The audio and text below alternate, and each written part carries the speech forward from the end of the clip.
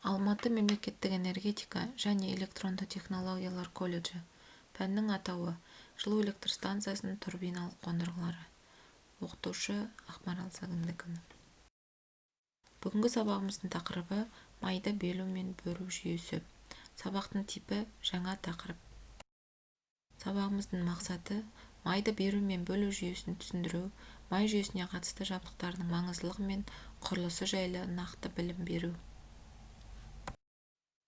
Жаңа тақырыбымыздың бастайтын болсақ, май багы. Май бактері майға арналған резервуар, яғни құты немесе ыдыс. Ол турбинаның ішіндегі айналмалы құрылғылардың сенімді және дұрыс жұмыс істеуін қамтамасыз ету үшін арналған. Мысалға алатын болса, 3-ші ТЭЦ-те ТП22ДС деген май маркасы пайдаланылады. Апаттық май бактары турбинаның айналма тіректерін апаттық кезде майлау үшін қолданылатын бак. Майға арналған мысалға алатын болсақ, тағы да ТП22ДС, Т22, Т30, Т46, Т57, ТП46, ТП30 сияқты май маркаларда қолданылады. Апаттық май бактары турбинаның айналма тіректерін апаттық кезде майлау үшін қолданылатын бак дедік.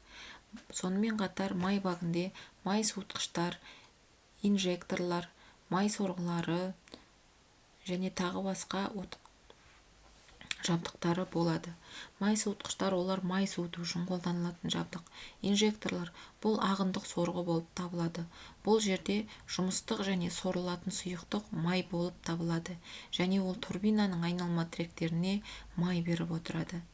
Май сорғылары болса, бұл жерде жұмыстық орта мұнай өнімдері, яғни май болып табылатындықтан, турбинаның айналмалы бөліктеріне майды осы май сорғысы жеткізіп, инжектор арқылы беріп отыру үшін қажет. Ол екі типті болады: майлық және сулық деген. Майлық типті сорғыларда негізгі орта май болады, ал сулық сорғыларда негізгі орта су болып табылады. Отқа төзімді майлар, бұл майлар атап айтқанда ивиол деп атайды. Турбинаны реттеу және майлау үшін, сонымен қатар өрт салдарын тудырмас үшін қолданылады. Май сорғысы, жаңағы айтып өткеніміздей, бұл жерде жұмыстың орта мұнай болғандықтан, яғни май болатын болғандықтан, турбинаның айналмалы бөліктеріне майды жіберіп отырады. Бұл май сорғысы турбинамен бірге бір білікте орналасады. Электр станциясының машина залында орналасқан, яғни турбинаны алдыңғы бөлігінде, полдың астыңғы жағында. Ортадан тепкіш сорғының сенімді жұмыс істеу үшін сору келте құбырында артық қысым болуы керек. Себебі онда аз ғана уақытқа болса да ыдыраудың туындауы жұмыс доңғалағына ауаның түсуі мен сорғының олқылығына әкелуі мүмкін. Сору жағында май ағынының түзілуі май багынан майдың сорылуын және сорғының ары қарай тоқтаусыз жұмыс істеуін, оның маймен толтырылуы және қайтадан іске қосылуын болдырмайды. Сорғының сору жағында тіреуді орнату үшін май багының оның осінен жоғары, яғни турбинаның үстіне орналастыруға болар еді. Бірақ ол мүмкін емес, себебі бак немесе май құбырлары тығыздығының бұзылуы майдың ыстық турбинаға түсуіне және өрттің пайда болуына әкеп соғуы мүмкін. Сондықтан май багын генераторға қарама-қарсы турбинаға қызмет көрсету жанындағы белгінің төмен тұсына қояды, яғни полдың астына орнатылады. Бұл ретте басты май сорғысының сору жағында кепілді тіреуді орнату үшін май багында инжектор ағыншалы сорғыны орналастырады. Май инжектордың жұмыс шүмегіне 1-1,5 мегапаскаль қысыммен беріледі. Ол шүмекте үдей түседі де диффузорға келеді. Жұмыс майы жоғары жылдамдықпен қозғала отырып, май багындағы майды желдендіреді. Соның нәтижесінде инжектордан шығар кезінде қысымы 0,12 және 0,15 мегапаскаль болатын май ағыны қалыптасады. Сонымен қатар, май сорғысымен қатар бізде резервтік сорғы да орнатылады.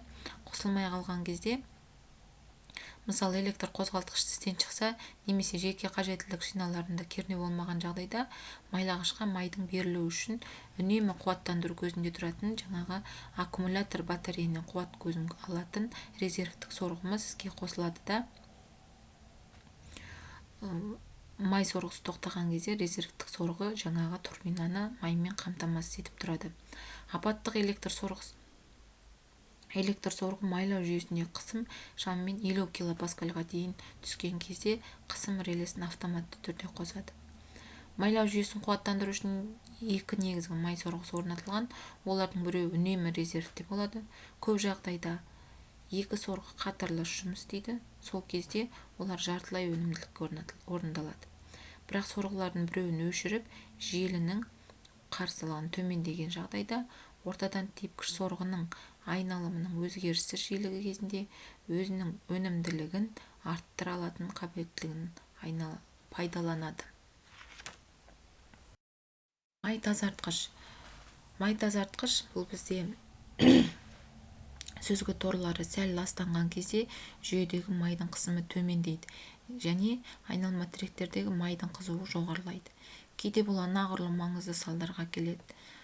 Яғни май таза болмаған жағдайда жаңағы айналма тіректерге, турбинаға, валға, роторға тазаланбаған май баратын болса, ол жерде жаңағы бөгде заттардың түсуіне байланысты айналма тіректердің айналуына кедергі жасайды да турбинамыз жаңағы айналуы тоқтап кедергіленіп, турбинамыздың тоқтап қалуына, апатқа ұшырауына кедергі болады екен. Апатқа ұшырауына әкеп соғады. Әдетте сүзгілердің торлары тек кезек бойынша аптасына бір рет шығарылып отырады. Яғни аптасына бір рет май багіндегі сүзгілер тазартылып отырады. Ол қалай тазартылады? Ол жердегі сүзгілерді ауамен желдетіп отырады. Яғни қатты напордағы, қатты ағындағы ауамен үрлейді. Сол кезде жаңағы тесіктердегі майдың фильтріндегі, сүзгідегі бөгде заттардың бәрі кетеді. Бірақ монтаж немесе күрделі жөндеу кезінде май жүйесі ластануы мүмкін. Сондықтан бұл жұмыстар аяқталғаннан кейін кезінде торды тазалау жиілік жүргізіліп, май багының жұмысын бақылауда анағұрлым мұқият болу қажет екенін ескертеміз.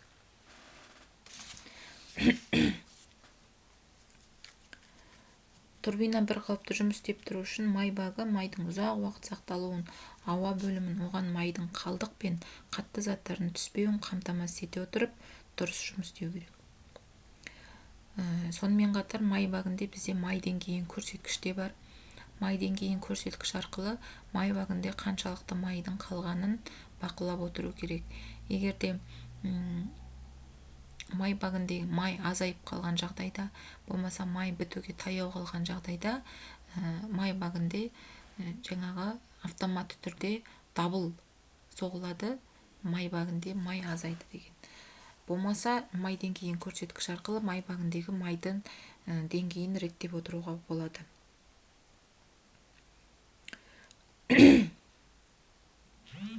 Маймен жабдықтау жүйесінің сенімді жұмысы үшін резервтік және апаттық май сорғылар мен олардың автоматты түрде іске қосылу қондырғылар айына 2 рет жүйелі түрде тексерілу керек. Одан бөлек олар турбинаның әр іске қосылуы мен тоқтауы алдында тексеріледі.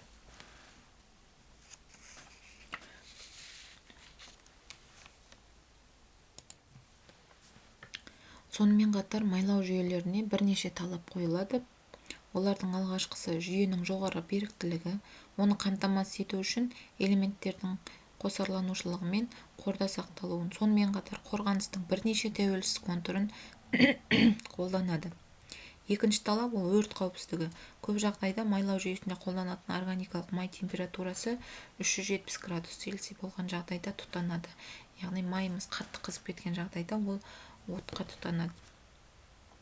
Сондықтан пайдалануға беру шарттарында май мен турбинаның бу құбырларында және тағы басқа ыстық бөліктерінде түспеуі қарастырылуы тиіс. Үшінші талап бұл жүйе майдың ұзақ уақыт 8-10 жыл жұмыс істеу мүмкіндігін қамтамасыз етуі. Электр станцияларында қолданылатын майдың әсіресе жанбайтын сұйықтықтардың мол көлемінің бағасы қымбат болуы оңайлы жиі ауыстыруға мүмкіндік бермейді. Сондықтан май мен майлау жүйесін пайдалануға берудің сапасын бақылау майдың жарамдылығын ұзақ уақыт аралығында сақтайтындай жүргізілуі тиіс.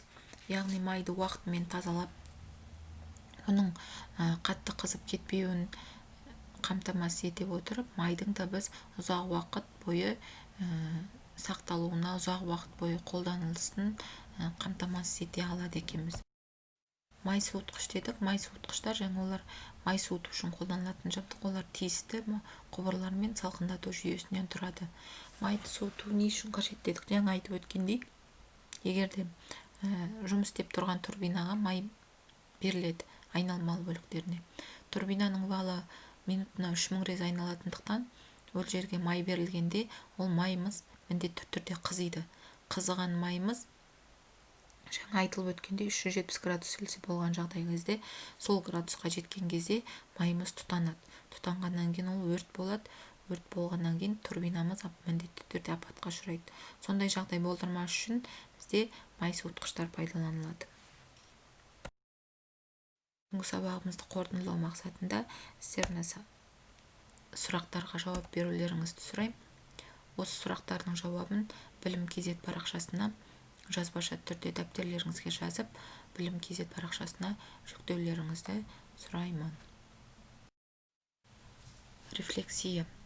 Бүгінгі сабақ бойынша не түсіндіңіздер, не түсінбедіңіздер, қандай эмоция алдыңыздар? Осы ұсыныстарыңызды, сипаттауларыңызды, эмоцияларыңызды WhatsApp желісі арқылы жазып жіберулеріңізді сұраймын. Абдирова Садуақасова негізгі және қосалқы турбиналық жабдыққа қызмет көрсету кітабынан 4-ші тарауда 76-ші бетті оқып келулеріңізді сұраймын. Сабағымыз, жаңа тақырыбымыз аяқталды. Назар салып тыңдағандарыңызға рахмет.